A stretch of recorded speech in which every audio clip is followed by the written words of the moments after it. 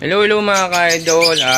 Meron mga nagtatanong kung pupunta tayo bukas ng Bukawi, Bulacan. Hindi po tayo makakapunta ng Bukawi, Bulacan bukas dahil nga po nag-preparation po kami ng binyag po namin ng anak ko sa Sunday. Kaya hindi po ako makakapunta. By next week po ako makakapunta. Sa mga gustong kumuha ng possible dan follow natin na project o pa dan follow, by next week pwede po tayo. If ever na gusto nyo kuhanin, pwede na po magpa-reservation para next week Friday pwede nyo pong kuhanin yung ibon mga ka-idol. Kaya yun po yung inaano ko sa inyo kasi nakalimutan ko na sabi nung time na naggumawa tayo ng vlog mga ka-idol. Kaya ngayon sinabi ko sa inyo para alam po ninyo kung nandun po ba ako bukas sa Bukawi, Bulacan. Wala po tayo, busy tayo, kaya ngayon lang tayo nakapag-vlog at gumawa ng vlog natin dahil nga po busy sa paparating na binyagan ng aking anak na bunso. Kaya nga po hindi tayo makakapunta ng Bukawi, Bulacan mga ka-idol. Kaya ito po, uulitin po natin, meron po tayong mga project split OPA dan follow po yung mga projectan po natin. Ayan, pinagsama na po natin. Ayan, soon malapit na po silang makuha mga ka-idol. Kaya project OPA dan follow po yan mga ka-idol. Back to back split dan follow po yung dalawang yan, Par Blue at Blue Ewing.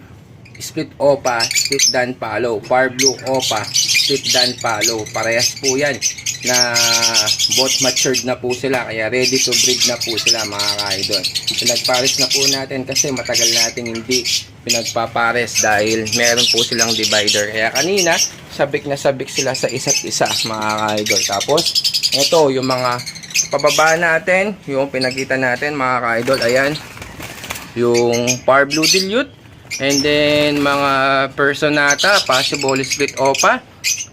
Tapos yung back to back na Lutino split OPA Ipka, at saka yung ano natin yun, avocado line mga ka-idol, yung green dilute, green OPA dilute mga ka-idol. Ayan po yung mga ina-out natin, at saka meron pa tayo dyan na Par Blue OPA split Ino, green OPA split Ino, at saka yung dalawang normal natin na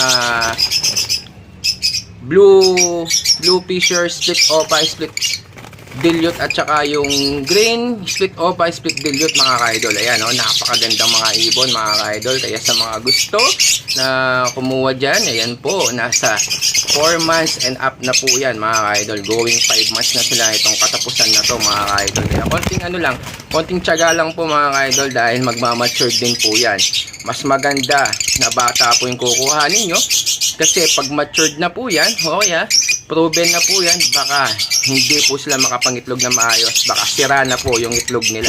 Habang ito mas maganda, basal, mga bata at mga mas madaling makapag-itlog ng marami dahil bata po sila mga ka-idol. Ayan, pinapakita po natin yung mga pang-out po natin. Next week sa mga kukuha nito ay dadalhin po natin sa Bukawi, Bulacan next week po. Basta reservation lang po sa mga gustong kumuha. Yan po indicate lang po natin ulit mga ka-idol. Lutino split OPA Ipka 5,000 po yan isa mga ka-idol. Tsaka yung Par Blue OPA Dilute, green OPA Dilute 16,000 po yan mga ka-idol. Tapos sa mga project OPA Personata natin, possible split OPA Ipka 500 each po yan. Tapos yung isang Par Blue natin na OPA split Ino at green OPA split Ino, yan 2.5 po sa Par Blue, 1.5 naman po sa green mga ka-idol. Tapos itong yan yung Blue Fisher natin na split OPA split dilute, at saka yung green Fisher split OPA split dilute, yan nasa 2,500 na lang po yan mga ka-idol. Kaya yan, sa mga gusto po kumuha, mag-reservation na po kayo. First come first serve po tayo mga ka-idol. Pag walang reservation, wala pong ibon mga ka-idol. Ingat lang po tayo dahil sa mga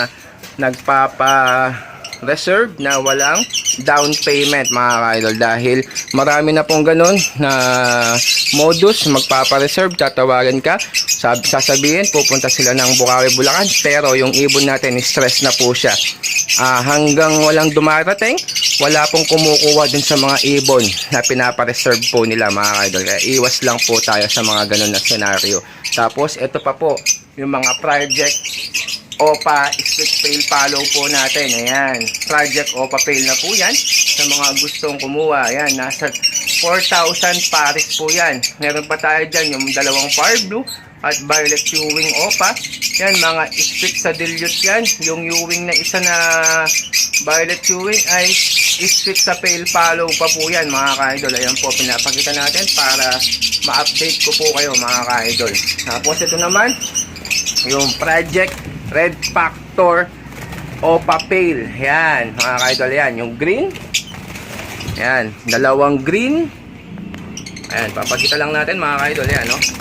Nagsisiliparan po sila. Yan, yung dalawang green na yan ay split OPA, split pail follow, possible Red Factor. Yung calf. Yung hen naman ay split pail follow, possible Red Factor po yan. Project OPA pail Red Factor po yan. Sa mga gustong kumuha niyan ay nasa 8,000 na po yan. Kasi pamatured na po sila.